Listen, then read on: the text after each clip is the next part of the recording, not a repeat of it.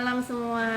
Ya, selamat malam teman-teman, sahabat Alkitab yang selama ini dan hari ini juga bisa bergabung dalam acara Alkitab, PA Online bareng seri Alkitab.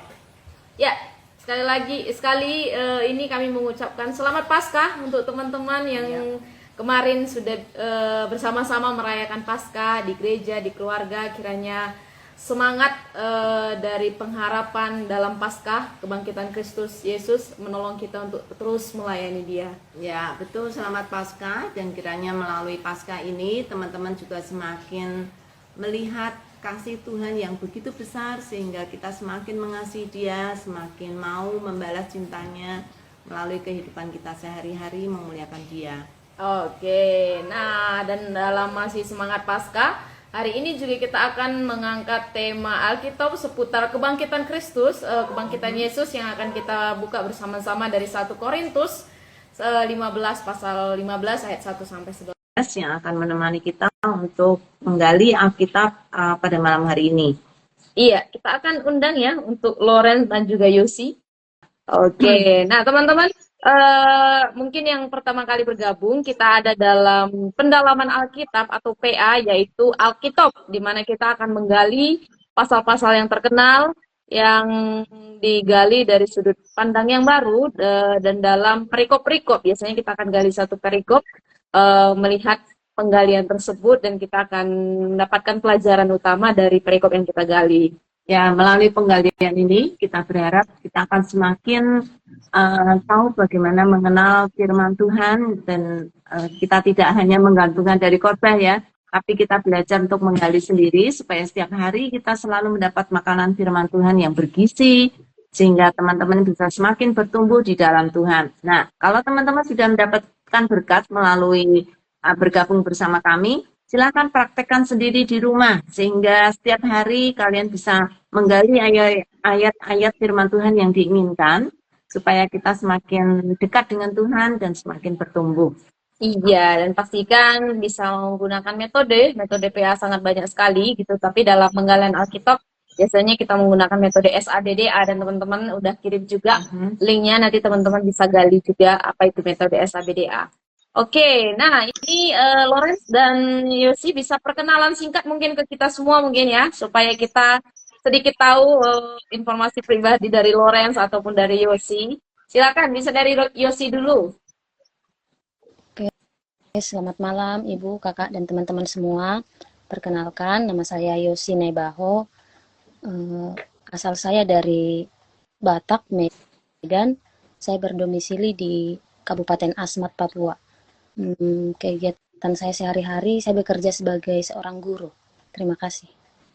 Oh, ya, sebagai seorang guru di Papua ya. Oke, semangat terus dalam pelayanannya. Sekarang giliran Lawrence, silakan. Ya, shalom semuanya. Kedengaran suara saya, Kak? Ya, bagus. Ya, oke. Ya. Shalom semuanya. Perkenalkan, nama saya Lawrence Tunjaas. Saya berdomisili di salah satu daerah provinsi paling ujung bagian barat Indonesia, yaitu di Aceh sekarang. Oke. Ya. Sekarang saya melayani di salah satu gereja di provinsi Aceh ini. Nama gerejanya adalah Gereja Metodis. Oke. Wow. Oke. Wah, ini dari ujung barat, ujung timur. Ada satu dari Sabang, satunya dari Maroke ya. Kita ada di tengah nih. Tengah-tengahnya di Pulau Jawa.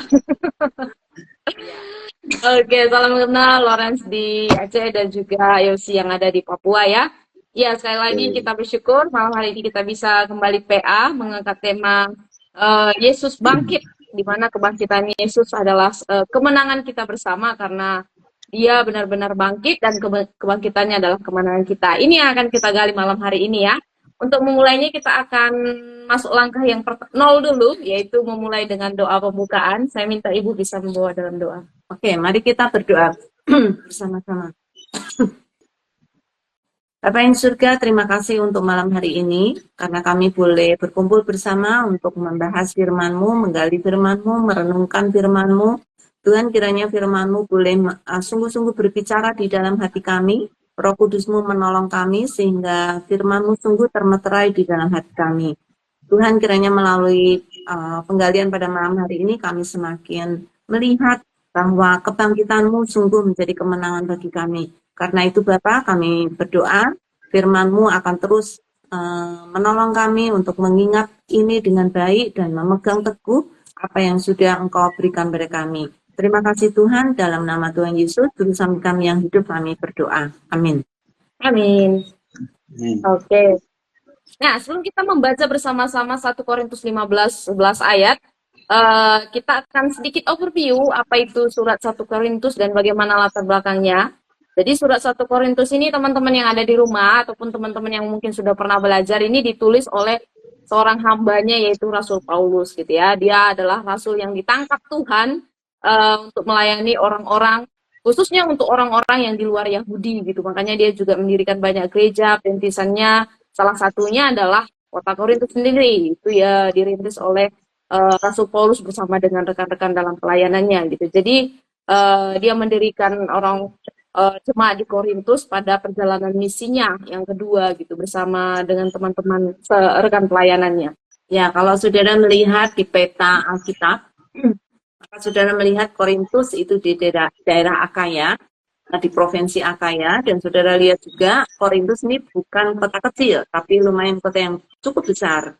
Selain besar, kota ini juga menjadi kota yang metropolitan gitu ya, yang cukup banyak penduduknya dan juga sangat kaya. Kalau disebutkan oleh Paulus, bukan hanya kaya secara materi, tetapi juga secara hikmat dan secara pengertian. Bahkan ketika jemaat ini didirikan, mereka juga kaya akan karunia-karunia rohani.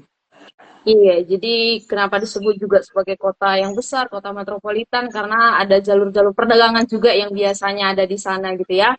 Dan ternyata ada masalah, kenapa akhirnya Paulus yang mendirikan gereja ini juga menulis surat kepada mereka, karena ada beberapa masalah yang dihadapi oleh jemaat-jemaat yang ada di Korintus. Tadi Bu Yulia bilang kaya gitu, jadi di sana pun mereka juga kaya akan karunia, kaya akan ternyata kaya juga akan perzinahan, kaya juga akan yang lain-lain gitu. Jadi mereka bisa dibilang mayoritas dalam banyak dosa. Nah, itu menjadi salah satu concern Paulus menuliskan suratnya kepada jemaat yang ada di Korintus. Ya, tetapi di pasal yang ke-15 ini secara khusus Paulus berbicara tentang Kristus, tentang kematian Kristus, kebangkitan Kristus, karena jemaat perlu dididik dengan pengajaran yang benar tentang bagaimana mereka mempercayai Kristus bukan hanya sebagai guru yang baik, bukan hanya sebagai guru yang memiliki banyak murid. Ya, banyak pengikut dan banyak murid dan juga banyak kekayaan secara rohani, tetapi juga Paulus menginginkan supaya mereka betul-betul menghidupi kebangkitan Kristus, kematian Kristus, supaya hidup mereka sungguh benar-benar diubahkan. Iya, jadi melalui adanya pasal 15 ini akan sama-sama menolong gitu jemaat Korintus akan beberapa masalah yang terjadi. Salah satunya juga mungkin karena ada beberapa di antara mereka yang seakan-akan tidak percaya akan kebangkitan gitu ya. Jadi kebangkitan setelah kematian. Nah, itu beberapa masalah serius yang dihadapi, makanya Paulus perlu mengajarkan ajaran yang murni yang sudah pernah mereka terima sebelumnya. Ya, ini merupakan pengajaran yang sangat kental sekali dengan kebangkitan, terutama bagi orang-orang Korintus yang perlu memiliki fondasi yang sangat mendasar, yang sangat kuat di dalam pengajaran tentang Kristus, sehingga kebangkitan Kristus, khususnya kebangkitan tubuh, itu tidak dimengerti secara salah oleh mereka.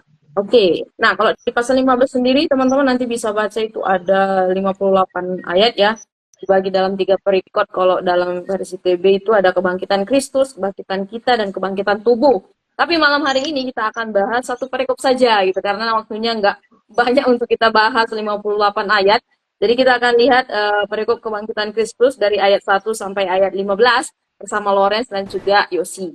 Nah, nanti Lawrence akan baca ya, dan juga Yosi baca secara bergantian ya. Jadi Lawrence mulai ayat 1 sampai ayat yang ke-6, ayat yang ke-5, terus nanti Yosi mulai ayat ke-6 sampai ayat yang ke-11 gitu ya. Ya, bisa dari Lawrence duluan. Oke, 1 Korintus pasal 15. Lembaga Alkitab Indonesia memberikan tema kebangkitan Kristus. Ayat 1.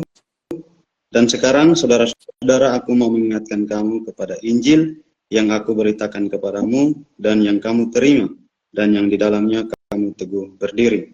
Oleh Injil itu kamu diselamatkan asal kamu teguh berpegang padanya seperti yang telah kuberitakan kepadamu. Kecuali kalau kamu telah sia-sia saja menjadi percaya. Sebab yang sangat penting telah kusampaikan kepadamu, yaitu apa yang telah kuterima sendiri, ialah bahwa Kristus telah mati karena dosa-dosa kita, sesuai dengan kitab suci. Ayat 4, bahwa ia telah dikuburkan, dan bahwa ia telah dibangkitkan pada hari yang ketiga, sesuai dengan kitab suci. Bahwa ia telah menampakkan diri kepada Kefas, dan kemudian kepada ke-12 muridnya. Di ayat yang ke-6, sesudah ia menampakkan diri kepada lebih dari 500 saudara sekaligus, kebanyakan dari mereka hidup sekarang, tetapi beberapa di antaranya meninggal. Selanjutnya, ia menampakkan diri kepada Yakobus, kemudian kepada semua, dan yang paling akhir dari semuanya, ia menampakkan diri juga kepadaku, sama seperti kepada anak yang lahir sebelum waktunya. Karena aku adalah yang paling hina dari semua rasul, bahkan tidak layak disebut rasul, sebab aku telah menganiaya jemaat. Sebab aku telah menganiaya jemaat Allah, tetapi karena kasih karunia Allah, aku adalah sebagaimana aku ada sekarang. Dan kasih karunia yang dianugerahkannya kepadaku tidak sia-sia. Sebaliknya, aku telah bekerja lebih keras daripada mereka semua. Tetapi bukannya aku, melainkan kasih karunia Allah yang menyertai aku. Sebab itu, baik aku maupun mereka, demikianlah kami mengajar, dan demikianlah kamu menjadi percaya. Oke, ya, thank you untuk bacanya. Teman-teman di rumah juga kiranya sudah membaca bersama-sama ya.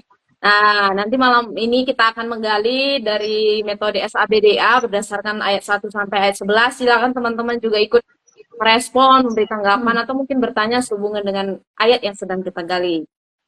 Oke, nah dari ayat 1 dan 2, saya akan bertanya ke Yosi dulu ya, mengapa berita Injil yang disampaikan Paulus itu penting untuk diingat dan dipegang dengan teguh dari ayat 1 dan ayat 2? Karena di ayat 1 dan di ayat yang kedua, Paulus menegaskan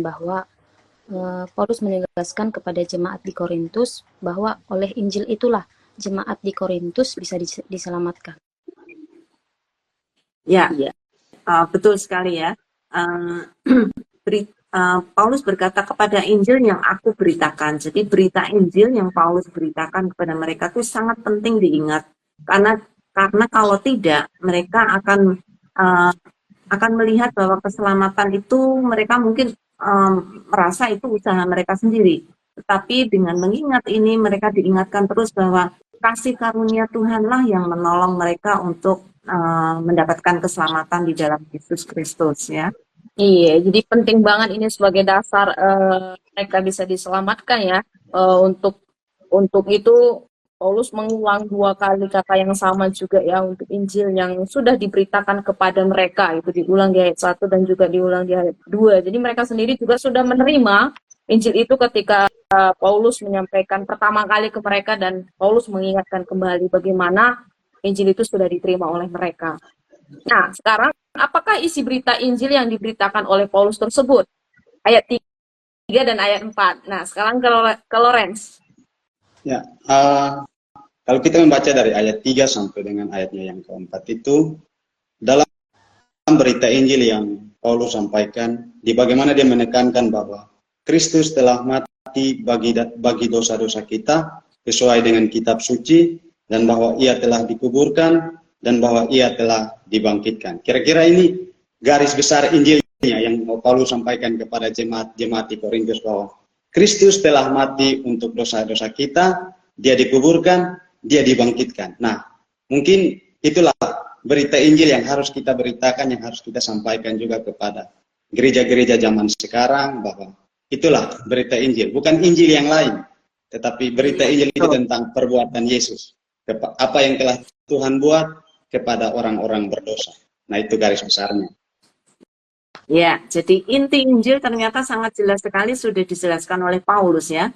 Jadi betul sekali yang Lawrence bilang, tidak boleh ada berita yang lain yang diberitakan kecuali Kristus sudah mati bagi dosa-dosa kita, dia dikuburkan dan dia dibangkitkan. Sehingga kita tahu itulah yang diajarkan oleh kitab suci, itulah isi dari berita Injil. Ya, jadi ini hal yang paling benar gitu ya. Jadi kalau ada hal yang ingin dicoba-coba diselewengkan dari poin ayat 3 dan ayat 4 itu berarti Injil yang palsu bisa dikatakan di situ ya. Karena Injil yang sesungguhnya adalah berita tentang kematian kebangkitan Yesus Kristus. Dan itu adalah sesuai dengan kitab suci. Ini juga diulang di ayat 3 dan ayat 4 gitu. Jadi apa yang sudah dinubuatkan di kitab suci itu sudah digenapi oleh Yesus Kristus sebagai pusat dari Injil. Nah, sekarang apa pentingnya Paulus menyebutkan kepada siapa saja Yesus menampakkan diri sesudah kebangkitan. Nah, ini lebih ke apa pentingnya ya Paulus menyebutkan ini. Ayat 5 sampai ayat 8. Silakan. Kalau mau boleh sebutkan dulu ya, kepada siapa saja, lalu kenapa itu penting menurut Paulus? Ya, teman-teman di rumah juga ya bisa komen. Kira-kira kenapa penting? Oke, silakan Yosi. Kalau kita bisa lihat di ayat 5-8, Tuhan Yesus menampakkan diri Kefas atau Petrus. Kemudian yang kedua kepada ke-12 murid, yang ketiga pada lebih dari 500 orang. Dan selanjutnya kepada Yakobus dan kepada semua rasul, dan yang terakhir yaitu kepada Paulus itu sendiri. Nah, apa pentingnya Paulus menyebutkan itu semua? Yaitu untuk menghapus keraguan-raguan akan jemaat di Korintus, bahwasanya Tuhan Yesus benar-benar bangkit. Oke, jadi untuk membuktikan bahwa ini konkret banget Yesus benar-benar bangkit karena ada yang melihat ya, ada saksi. Jadi bukan cerita dongeng atau berita bohong gitu, tapi benar-benar Yesus bangkit karena ada yang melihat, ada saksi matanya, dan itu lebih dari 500 orang dikatakan. Dan orang-orang yang disebutkan Paulus ini orang-orang yang dikenal oleh semua jemaat ya, sehingga itu tadi ya, bukan sekedar omong kosong gitu, bukan sekedar berita buat-buatan, tetapi ada bukti orang yang nyata yang saat itu bahkan masih hidup. Iya, jadi bahkan dikatakan di ayat 6 ya, kebanyakan dari mereka juga masih hidup sampai sekarang gitu. Jadi kalau kita lihat yang melihat Yesus ketika bangkit dan ketika Yesus sudah hidup untuk selamanya, itu ada orang yang masih hidup sampai sekarang ketika Paulus menulis surat kepada jemaat Korintus gitu. Jadi ini satu kebenaran yang nggak bisa disangkal gitu, karena ada orang yang melihat, ada orang yang bersaksi tentang kebangkitan Yesus. Nah, mengapa Paulus memandang dirinya paling hina? Kalau kita lihat di ayat seterusnya ya, mengapa Paulus memandang dirinya paling hina di antara semua rasul? Balik ke Loren. Ya, kalau kita baca dari ayat 1 sampai dengan ayatnya yang ke-8 itu, bagaimana Paulus itu membicarakan tentang kebangkitan Kristus. Lalu di tengah-tengah, lalu di ayat 3 ayat terakhir, dia membahas tentang dirinya. Kenapa dia masukkan kesaksian mengenai dirinya kepada di perikop kebangkitan Kristus ini. Nah, seakan-akan Paulus itu mau bilang begini, bahwa ada masalah dalam jemaat Korintus di mana mereka itu ada yang tidak percaya dengan kebangkitan Kristus. Nah, Paulus itu mau bilang begini, bahwa saya itu dulu seperti kalian, saya sama seperti kalian, bahwa saya juga tidak percaya, saya juga tidak yakin bahwa Yesus itu benar-benar bangkit. Kalau kita baca dalam Matius pasal 28, di situ kita melihat bahwa bagaimana Mahkamah Agama berusaha untuk menyebarkan berita kebohongan bahwa murid-murid mencuri mayat Yesus ya. Nah, sebagai Paulus sebagai orang Farisi, tentu dia tahu berita ini, pasti dia akan mendukung ya. Tapi kalau di sini Paulus dia katakan bahwa dia rasul paling hina, seakan-akan Paulus itu mau bilang bahwa saya dahulu juga seperti kalian, saya tidak percaya, tapi karena Kristus sudah bangkit, dia menampakkan dirinya kepada saya, makanya sekarang saya menjadi seorang rasul karena Kristus yang sudah bangkit itu menampakkan diri kepada saya. Kira-kira begitu. Ya, Paulus bukan hanya tidak percaya, Bahkan dikatakan di ayat 9 ini, aku telah menganiaya jemaat Allah. Jadi apa yang dilakukan Paulus, kalau hanya tidak percaya, mungkin masih oke, dia nggak akan menganggap diri hina, tetapi dia menganggap diri hina karena dia menyiksa, bahkan membunuh orang-orang yang percaya kepada Kristus, dan itu merupakan satu momok di belakang Paulus, ya, itulah yang sudah dilakukan. Tapi bersyukur Paulus tidak tenggelam di dalam kesedihan atau di dalam masa lalunya, dan dia tahu Tuhan sudah mengampuni dia, maka dia pun sudah mengampuni dirinya sendiri. Tapi dia tahu dia orang yang sangat hina karena dia sudah menyiksa para jemaat Tuhan, ya.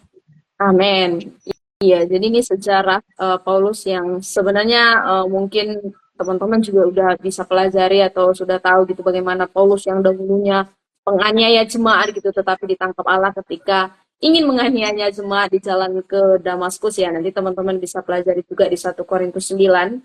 Tetapi sekali lagi ya, dia menyadari siapa dia dan siapa Allah yang memanggil dia. Nah, itu sebenarnya jelasnya di ayat yang ke-10 lagi nih.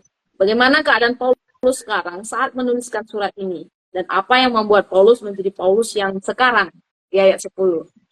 Silakan mungkin Yosi.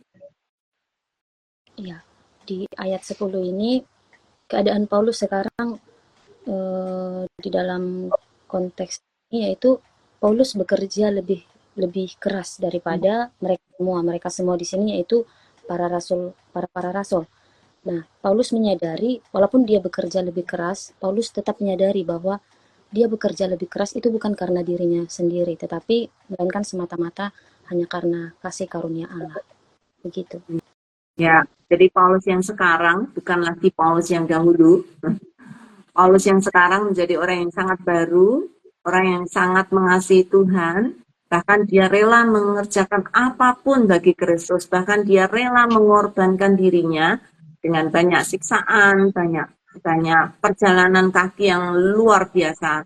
Ada ribuan kilometer yang Paulus sudah tempuh selama dia melayani Tuhan di berbagai tempat. Jadi luar biasa apa yang dilakukan oleh Paulus.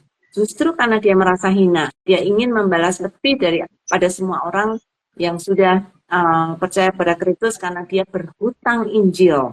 Itu yang disebut di dalam salah satu Injil, ya, di Galatia kalau nggak salah. Aku hutang Injil.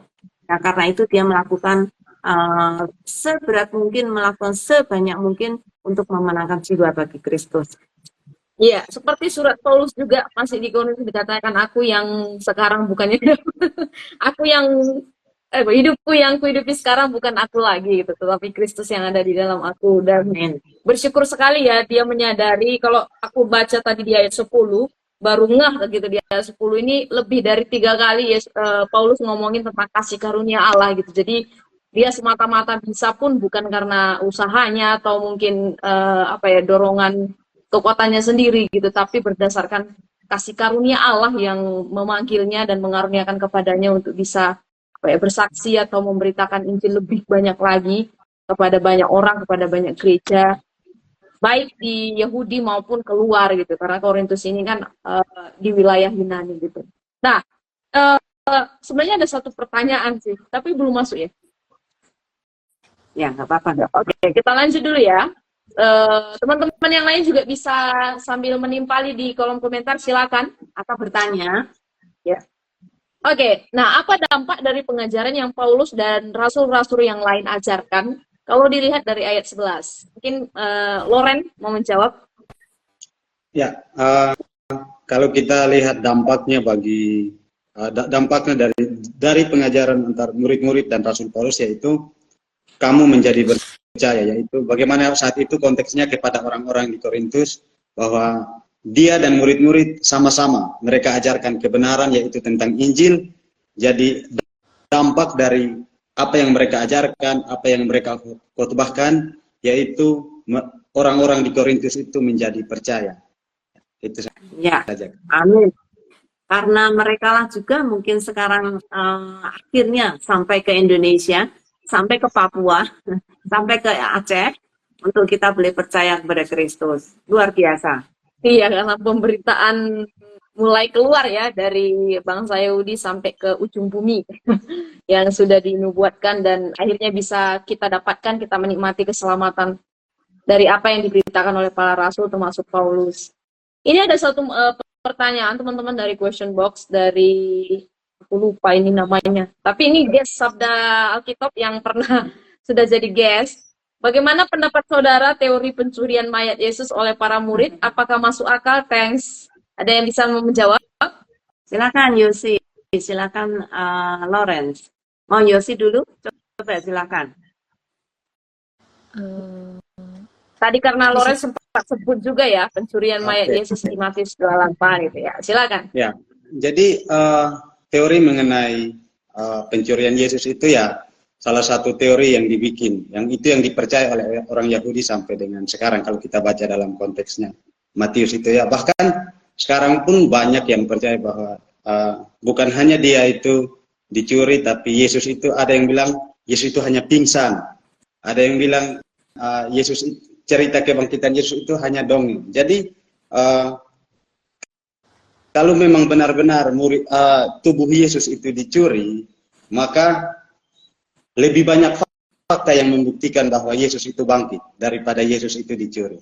Kalau kita baca dalam kitab Injil. Jadi sebenarnya teori itu suatu kebohongan sih, bukan sesuatu yang benar-benar terjadi. Bukan yang betul, bukan yang benarnya gitu. Iya, oke. Sekarang dari versi Yosi, menurut Yosi gimana nih? Mungkin tadi sudah disampaikan oleh Kakak Lawrence ya Kak, bahwasanya teori mayat Yesus itu dicuri, fakta untuk menjelaskan itu kira-kira itu tidak ada, jadi itu bisa disimpulkan bahwa itu adalah sebuah kebohongan. Ya, kalaupun itu dicuri gitu ya, Yesusnya kan tetap mati gitu ya. Yesusnya nggak mungkin akan menampakkan diri ke banyak orang seperti tadi yang disampaikan oleh Paulus ya. Karena itu apa yang disampaikan Paulus luar biasa. Dia memberikan bukti-bukti dengan nama orang yang jelas. Mereka melihat Yesus bangkit. Bukan karena dicuri. Kalau dicuri ya Yesus tetap mati gitu ya. Kalau itu memang benar mayat. Kalaupun itu merupakan satu fakta bahwa Yesus hanya pingsan saja, ada penjaga prajurit yang menjaga kubur dan mereka tahu persis bahwa Yesus sudah mati. Apakah berarti Nikodemus dan Yusuf Arimatia juga dibohongi karena mereka yang menguburkan mayat itu? Jadi saya yakin reputasi dari Nikodemus dan Yusuf Arimatia akan sangat terganggu sekali kalau dia menguburkan bukan mayat tetapi orang yang pingsan. Saya yakin mereka tidak akan mau lakukan itu. Oke, nah ini hanya salah satu teori dari banyak teori yang bermunculan tentang kebangkitan atau kematian Yesus. Jadi teman-teman, kita tetap berlandaskan kepada firman Tuhan ya, dan 4 Injil sudah membuktikan gitu ya, dari Matius sampai Yohanes, bahwa Yesus benar-benar bangkit, disaksikan, dan kalaupun ada yang dikatakan mayatnya dicuri, berarti seakan-akan dia mati selamanya dan tidak bangkit, dan harusnya tubuhnya ada, tapi kita lihat bahwa dia bangkit gitu ya, dan Thomas membuktikan ketika dia mencucukkan jarinya ke lambung Yesus benar-benar bangkit gitu, dan dia hidup untuk selamanya. Oke. Nah, kita akan coba lewati dulu langkah simak ke langkah berikutnya ya, untuk kita bisa melihat lebih dalam dari yang kedua, yaitu analisa. Oke. Dari tulisan Paulus ayat 1 sampai 11 yang kita pelajari, simpulkan arti kata Injil dan berita Injil menurut teman-teman melalui apa yang sudah kita bahas bersama ya, bagian 1. Silakan dari Lawrence dulu. Ya, baik, terima kasih. Kalau menurut saya, ketika kita menyimpulkan semua berita Injil yang Paulus sampaikan ini, yaitu bagaimana Paulus mau bilang kepada jemaat di Korintus, bahkan kepada kita orang-orang zaman sekarang, bahwa Injil itu berbicara tentang perbuatan baik Kristus. Perbuatan baik apa yang Kristus lakukan, yaitu dia mati untuk dosa-dosa kita, dia dikuburkan, bahkan dia dibangkitkan untuk keselamatan kita. Jadi saya kembali tekankan di ayat 3 dan 4 itu, tentang bagaimana berita Injil yang Paulus sampaikan itu. Itu saja, Kak. Ya, ada beda nggak antara Injil dan berita Injil? Ya. Bagaimana, Kak? Perbedaan Injil dan berita Injil. Oh, Injil ya. jadi maksudnya ini yang kita mau bahas adalah tentang Injilnya kan. Jadi tentang perbuatan Kristus mati bagi dosa-dosa kita, dia dikuburkan dan dibangkitkan untuk keselamatan kita. Itu Injil. Ya, kita seringnya tidak menyebutkan apa perbuatan bayi Yesus, tetapi karya keselamatan Yesus, yaitu dia mati, dia dikuburkan, dan dia dibangkitkan. Ya, kalau berita Injil apa bedanya? Ditanya. Saya lagi. Ya, Iya. Oh, karena ini satu paket nih. berarti Injil dia tentang perbuatan baik Kristus gitu. Tentang apa yang Kristus lakukan, karya Kristus. Itu tadi Injil. Kalau berita Injil, ada bedanya nggak? Injil dan berita Injil beda nggak? Oh, Nggak ada bedanya. nggak ada bedanya. Tidak ada Ya, bedanya. berita itu kabar baiknya ya. Kabar baik dari apa yang sudah dilakukan oleh Kristus atau apa yang karya yang sudah dilakukan oleh Kristus. Nah, itu yang berita sukacita atau kabar baik itulah yang kita beritakan kepada orang-orang ya. Ya, jadi Injil adalah pesan utama dari kematian dan kebangkitan Kristus yang membawa keselamatan, dan beritanya itu adalah upaya untuk kita menyampaikan ya berita atau kabar tentang Injil itu kepada orang lain ya, supaya mereka juga boleh mendengar tentang Injil yang kita sampaikan. Nah, apa hubungan kebangkitan Yesus dengan berita Injil yang disampaikan Paulus dan para rasul? Oke, Yosi. Hubungan kebangkitan Yesus dengan berita Injil yang disampaikan seperti tadi yang telah dijelaskan oleh kakak dan juga kakak Lawrence, bahwasanya Injil cerita tentang kisah penyelamatan Yesus, bagaimana Yesus lahir, bagaimana Yesus mati, dan bahkan bangkit untuk menebus dosa manusia. Jadi itu adalah serangkaian sepaket. Ketika bercerita Injil tidak cukup hanya untuk bercerita tentang kematiannya saja, harus bercerita tentang kebangkitannya juga. Karena pusat dari atau inti Kristenan itu adalah Yesus bangkit. Begitu kira-kira. Ya. Oke, puji Tuhan ya, bahwa Kristus benar-benar bangkit dan melalui kebangkitannya ini kita boleh hidup. Nah, karena kita hidup, kita bisa memberitakan tentang berita Injil. Jadi, apa hubungan kebangkitan Kristus dengan berita Injil? Hubungannya sangat dekat sekali, yaitu kita. Ini yang menjadi jelas ya. Kalau berita kebangkitan Kristus itu hanya merupakan berita dan itu tidak sampai ke saya, tapi hanya sampai ke orang lain, maka kita tidak mungkin akan kita memberitakan Injil kepada orang lain. Tapi karena Kristus sudah mati bagi aku dan sekarang dia bangkit, dan karena dia bangkit, aku juga ikut dibangkitkan, maka sekarang aku memberitakan Injil bagi dia. Ya. Oke, ya. Dan berikutnya kita akan coba ada komentar. belum ada. Oh, belum ada. Oke. Oke, coba kita akan lihat ke langkah berikutnya ya, langkah belajar. Di rumah jangan menikmati cuma denger aja ya. Ikut berbagi, ikut memberikan berkat atau bahkan memberikan pertanyaan. Nah, kalau sudah sangat jelas mungkin bisa membagikan berkat yang diterima. Iya, walaupun kalau sudah jelas kita perlu tanya tahu ini temannya jelasnya di mana gitu ya. Silakan bisa komentar. Nah, masih seputar Injil dan berita Injil. Mengapa inti atau isi berita Injil ini harus ditekankan oleh Paulus? Kalau kita lihat dari ayat 1 sampai ayat 11 tadi ya, harus ditekankan. Ya, silakan kalau Ren. Ya, kalau kita lihat dalam konteksnya bahwa terjadi permasalahan di situ, di dalam orang-orang Korintus, bahwa ada yang percaya, bahkan ada yang mungkin, ada yang sempat meninggalkan iman percaya yang mungkin ya, tidak tahu apakah betul atau tidak, tapi di situ terjadi masalah bahwa ada yang sudah tidak percaya lagi dengan berita Injil itu. Jadi ada yang sudah mulai meragukan berita Injil, bahkan ada yang tidak mau lagi percaya bahwa benar-benar Kristus benar-benar bangkit gitu. Iya, karena berita tadi yang sudah dikatakan Lawrence tadi di ayat 3 dan 4 yang merupakan inti dari berita Injil, Kalau Kristus tidak dibangkitkan, maka sia-sialah iman kita. Kenapa itu ditekankan terus-menerus oleh Paulus? Karena kalau kita tidak berakar karena kebangkitan Kristus, maka sebenarnya kita itu berakar kepada sesuatu yang tidak jelas, atau sesuatu yang bukan karya utama dari Yesus Kristus. Yesus Kristus bukan karena kita percaya pada dia, bukan hanya karena dia baik, bukan karena dia guru yang cakap, gitu, yang pintar, tetapi karena dia mau mati bagi aku, dan karena dia mau mati bagi aku, Allah melihat itu sebagai satu penggantian akan pengorbanan dia di atas kayu salib merupakan penggantian bagi manusia, maka Allah menerima itu sebagai satu bayaran atas murka yang Allah tunjukkan kepada dosa yang dilakukan oleh manusia. Karena itu sekarang manusia memperoleh keselamatan karena sifat itu. Kalau tidak, maka sia-sialah kita.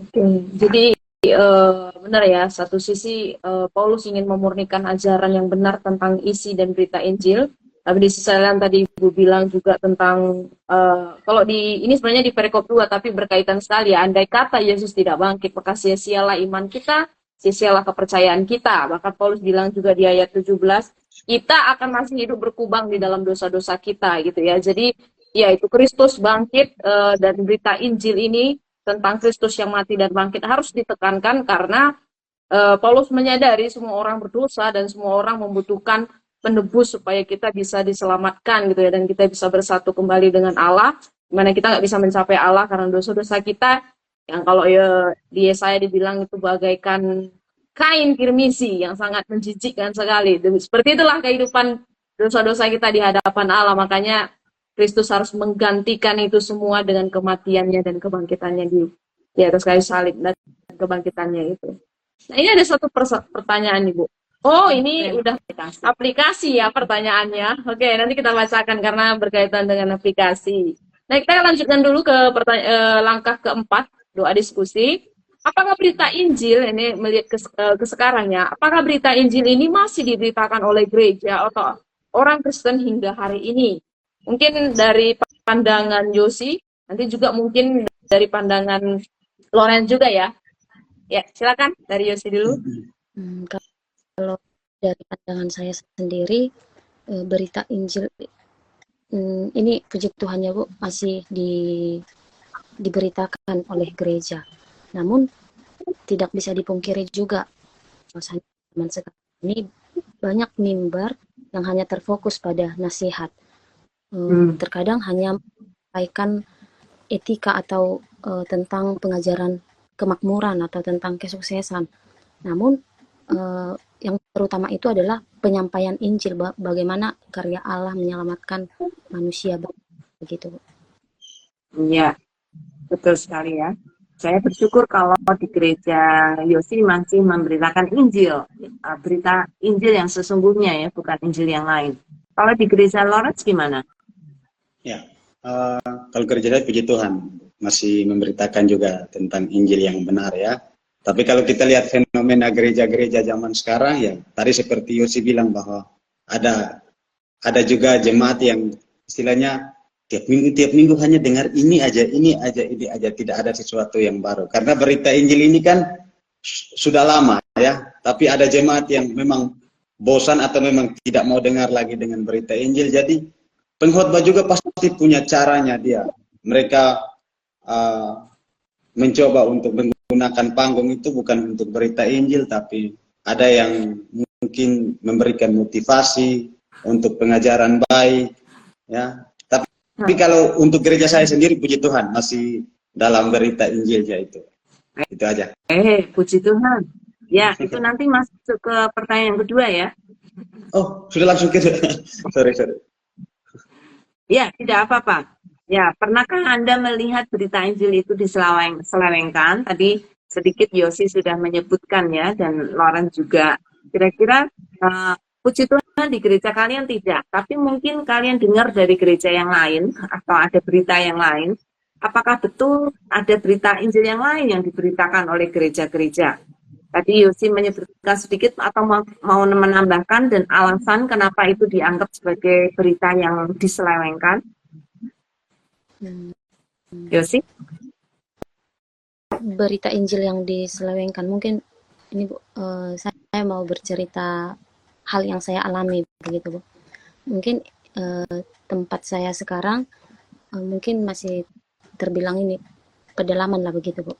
Namun tidak bisa dipungkiri juga bahwasanya di sini masih ada juga organisasi yang masuk ke tempat ini tentang penyelewengan Injil. Itu mereka bercerita, mereka ini adalah organisasi apa ya, saksi Yehova. Mereka tidak percaya kepada Yesus. Mereka hanya adalah manusia. Mereka tidak percaya bahwasanya Yesus itu adalah Allah. Mungkin ini termasuk kalau saya berita Injil yang diselewengkan. Iya. Begitu, Bu. Iya. Walaupun mereka namanya gereja, tetapi berbeda dengan gereja kita ya, yang percaya kepada firman Tuhan secara utuh, secara penuh. Kalau Lawrence mau memberikan tambahan? Kalau saya, gereja saya sendiri tidak pernah alami, tapi kalau ya lihat sekali lagi bahwa dalam gereja-gereja zaman sekarang hampir kebanyakan mereka lihat Injil itu yang mereka tekankan, bagi saya mereka tekankan hanya tentang kasih. Ya bukan salah juga, tapi ketika kita berbicara tentang Injil, ya mereka bungkus Injil itu dengan semanis-manisnya. Mereka bilang Tuhan mengasihimu, Tuhan mengasihimu, Tuhan mengasihimu, tapi ada hal lain yang mungkin motivasi mereka. Kalau sudah bicara motivasi ya itu kembali kepada gereja-gereja hamba-hamba Tuhan. Jadi ya kalau berita Injil yang diselewengkan ya kita bisa lihat aja di media-media sosial saat ini. Gereja-gereja saat ini mereka punya berita Injil itu apakah memang Injil yang mereka beritakan atau perbuatan moral, motivasi yang mereka sampaikan itu. Itu aja. Ya. Ya, sayang sekali ya kadang mereka mengaburkan berita Injil dengan ajaran-ajaran moral atau motivasi-motivasi saja. Sekarang ada banyak sekali gereja yang pendetanya menjadi motivator, bukan menjadi pemberita Injil, tapi motivator. Ada banyak gereja juga yang menyebutkan, you harus percaya pada Yesus karena you akan kaya. You percaya pada Yesus, you akan sembuh. Orang Kristen tidak akan sakit, orang Kristen tidak akan miskin, orang Kristen tidak akan... Nah, itu saya kira bukan berita Injil yang murni. Tadi Lawrence sempat berkata ya, ada gereja-gereja yang hanya menekankan kepada kasih. Kasih Kristus memang luar biasa. Kasih Kristus mengasihi, iya betul. Tetapi ada juga murka Allah yang perlu diajarkan. Karena Alkitab pun mengajarkan dua-duanya ya. Orang mengasihi tapi bukan untuk menyelewengkan orang itu untuk masuk ke dalam jurang. Tetapi kalau dia mengasihi maka dia juga akan didisiplin. Kalau dia dikasih oleh Allah, Allah juga akan menghajar dia untuk menjadi murni, semakin sungguh-sungguh di hadapan Tuhan dan tidak bercatat di hadapan Dia. Jadi memang ada banyak Injil yang kata Lawrence tadi dikemas dengan cara-cara yang tidak sepertinya tidak salah gitu ya. Tetapi kalau kita menilai lebih jauh lagi seperti ayat yang 3 dan 4, inti Injil harus diberitakan dengan benar bahwa Yesus menderita sama seperti kita juga harus menderita seperti Kristus dan bahkan dia mati dan dibangkitkan dan sekarang dia sudah naik ke surga. Maka kita pun harus mengikuti apa yang sudah menjadi teladan Kristus ya. Iya. Menurutku ya kita memang harus berpatokan lagi kepada firman Tuhan ya, jangan sampai kebablasan itu. Tadi kayak Ibu Yulia bilang menyelewengkan kasih karunia, itu kan pandangan hyper grace ya, yang seakan-akan kita itu bisa berdosa terus menerus nanti diampuni Tuhan kalau Tuhan baik. Nah, nggak gitu loh. Kalau kita sudah tahu kasih Tuhan, kebangkitannya, kematiannya, ya kita akan hidup di dalam kehendak Tuhan gitu, bukan semau-mau kita sendiri gitu ya. Jadi sebenarnya ada banyak banget sih. Ada yang seakan-akan mengemasnya untuk utusan Injil gitu, tapi nanti diselewengkan dananya dan lain sebagainya ya. Saya sering sekali mendapatkan cerita-cerita gitu. Tapi ada satu pendapat juga dari Pak Gunawan, ini yang ikut kelas kita juga nih Bu. Gereja mengemasnya secara entertainment. Ya, Betul.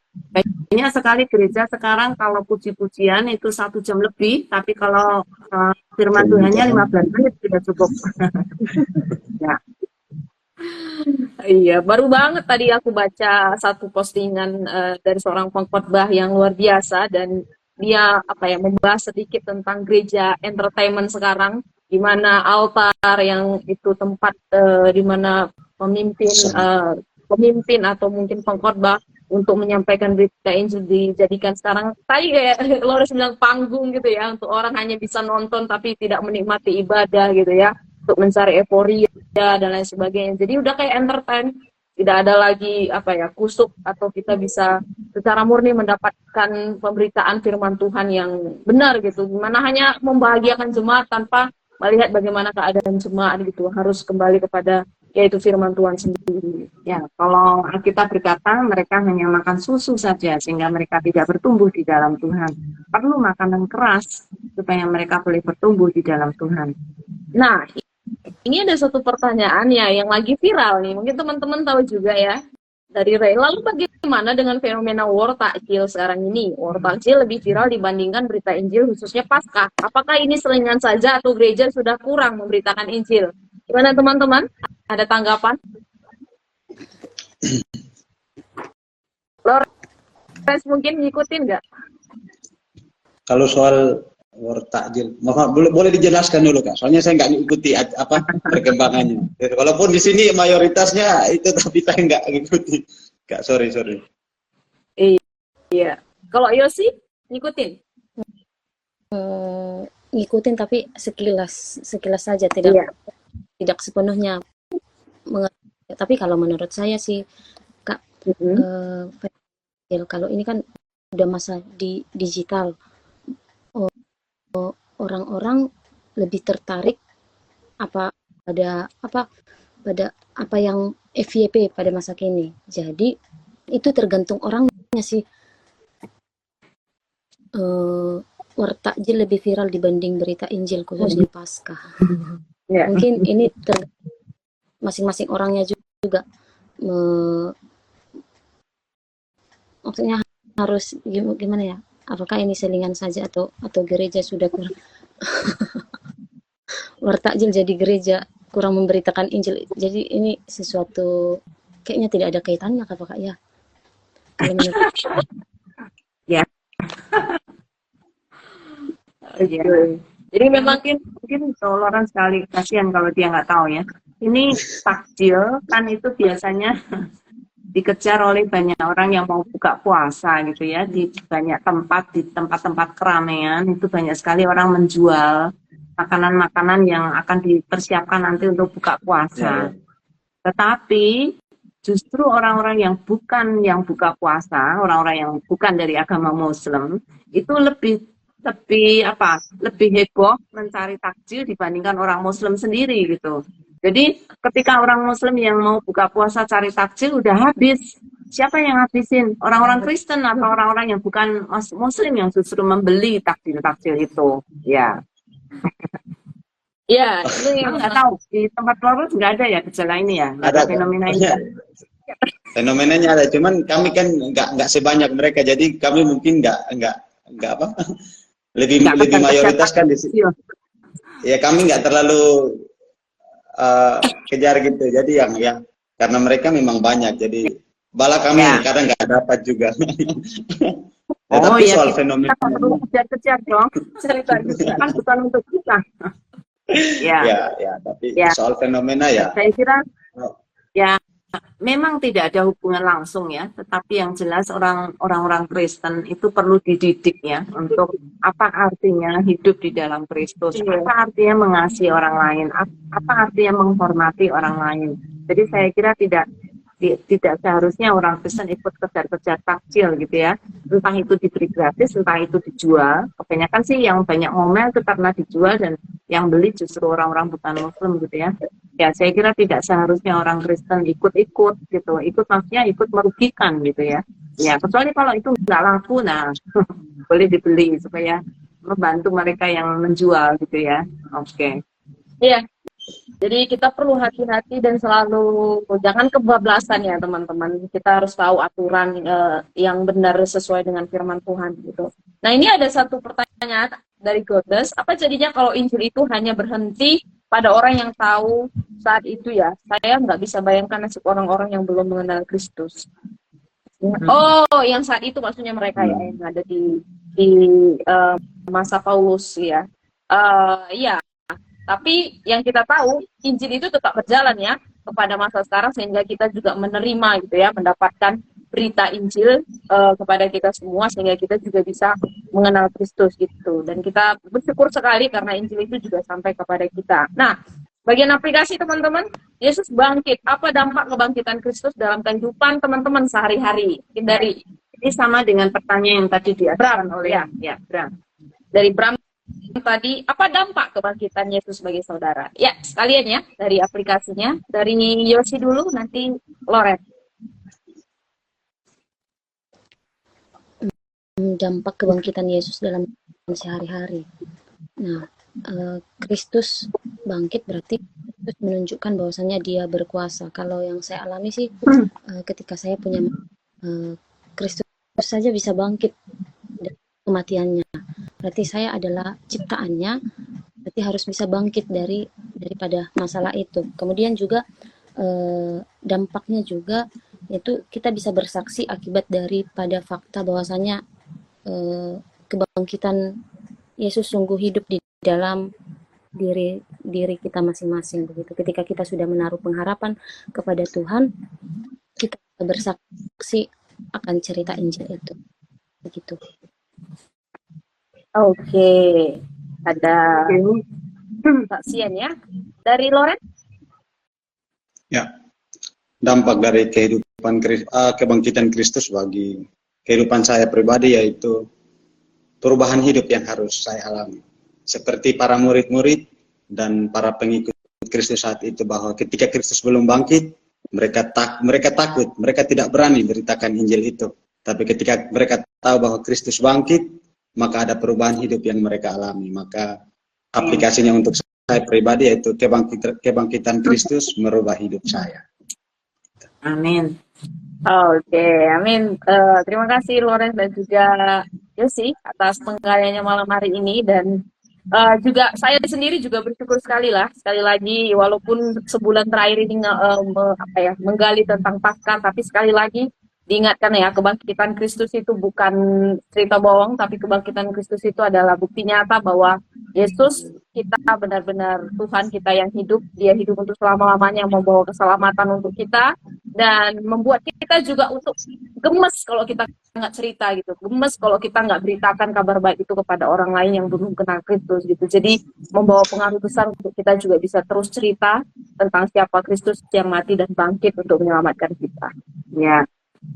Terima kasih untuk Yosi dan Lawrence yang malam hari ini boleh bersama-sama dengan kita menggali di acara Alkitab. Saya bersyukur sekali perikop yang kita bahas pada malam hari ini semakin menolong kita mengerti apa itu arti Injil, arti berita Injil.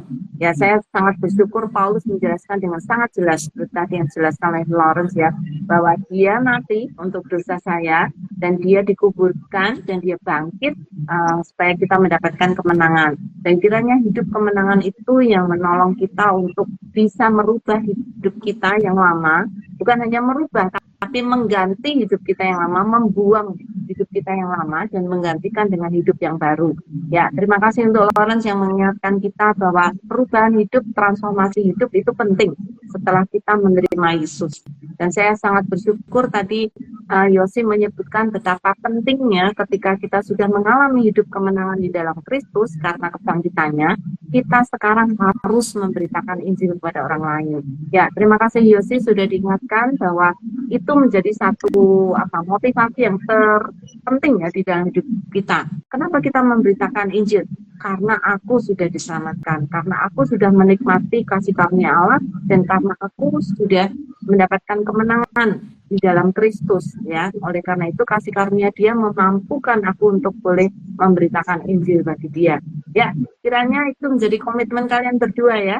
Yang satu berubah hidup, yang satu untuk memberitakan Injil. Iya, saling berkaitan ya. Oke, terima kasih sekali lagi Loren, Yosi, Bu Yulia, dan teman-teman Ray, Kak Tere, dan juga seluruh teman-teman yang sudah bergabung malam hari ini dalam Alkitab. Nah, kita akan tutup ya. Minta Loren bisa tutup. Oke. Dan Oke, teman-teman dan Ibu dan Kakak, mari kita berdoa. Bapak Surgawi, Bapak yang baik, kami bersyukur, kami berterima kasih untuk malam hari ini. Tuhan boleh tolong, Tuhan boleh pimpin acara PA ini Tuhan dari awal dan boleh berakhir dengan baik. Biarlah setiap pelajaran rohani yang sudah kami bahas, yang sudah kami gali, itu boleh kami aplikasikan dalam kehidupan kami setiap hari. Berkati juga Tuhan, ayo PA ini Tuhan, biarlah menjadi alat-Mu Tuhan, boleh memberitakan Injil kepada banyak orang Tuhan, dan banyak orang yang boleh dimenangkan Tuhan. Kami menyerahkan Tuhan seluruh personil yang ada, Tuhan memberkati, Tuhan menolong hamba-Mu ini dalam tugas dan tanggung jawab mereka Tuhan. Kami akan berpisah malam hari ini, kiranya Allah yang terus menyertai dan memberkati kami dalam setiap aktivitas kami. Dalam nama Tuhan kami, Yesus Kristus, kami berdoa dan kami bersyukur. Amin. Amin. Ya, kasih banyak. Sampai nanti. Salam. salam ayo PA. Dan kita akan bertemu lagi minggu depan. Sorry, dua minggu depan lagi ya. Minggu depan kita nggak ada ketemu tanggal 22 April. Masih sehubungan dengan perikop kebangkitan Kristus, yaitu jalan ke Emmaus dari Lukas 24.